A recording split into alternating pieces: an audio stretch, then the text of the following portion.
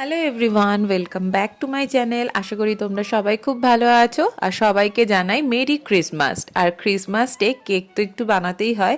প্রত্যেকবারই নানা রকম কেক বানিয়ে আমি তোমাদের সাথে শেয়ার করি। বেশিরভাগটাই ফ্রুট কেক থাকে, চকলেট কেক থাকে।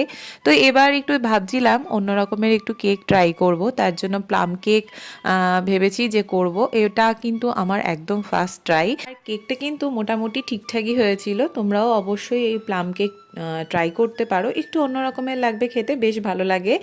ক্রিসমাসে যে কেকটা আমরা বাইরে থেকে কিনে খাই সব সময়, সেটা ম্যাক্সিমামটাই আমার মনে হয় প্লাম কেকটাই প্রেফার করি আমরা সবাই খেতে। তো যাই হোক, প্রথমেই দেখতে পেলে আমি একটা অরেঞ্জ কেটে নিয়েছি। সেটার যে জুসটা বেরিয়েছে, অরেঞ্জ জুসে কিন্তু সমস্ত যে ড্রাই ফ্রুটসগুলো সেগুলো সমস্ত একটুখানি সোক করে রেখে দিতে হবে। মোটামুটি 1 ঘন্টা মতো সোক করলে আরও বেশি ভালো হয়। তারপর যে ড্রাই ফ্রুটসগুলো আমরা সোক করে রেখেছিলাম সেটা ফ্রাইং প্যানে ঢেলে দিয়ে একটু নাড়াচাড়া করতে হবে, যাতে এই পুরো রসটা একদম মাখো মাখো হয়ে যায়।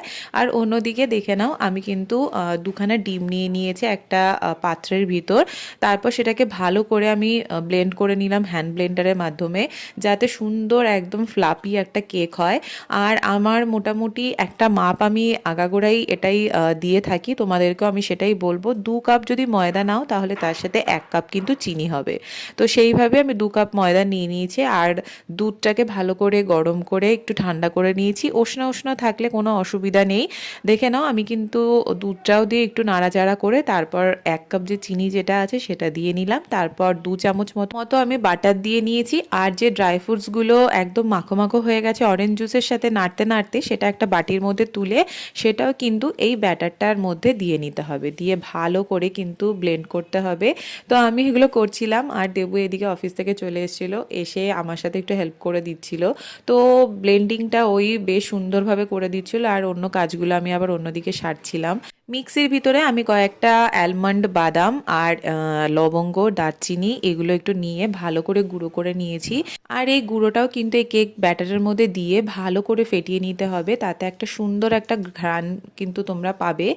আর এটা কিন্তু ফ্রুট কেকে দেওয়া হয় না, এটা ম্যাক্সিমাম কিন্তু প্লাম কেকেই দেওয়া হয়। আর আমরা ফ্রুট কেকে কিন্তু ভ্যানিলা এসেন্সে ব্যবহার করি।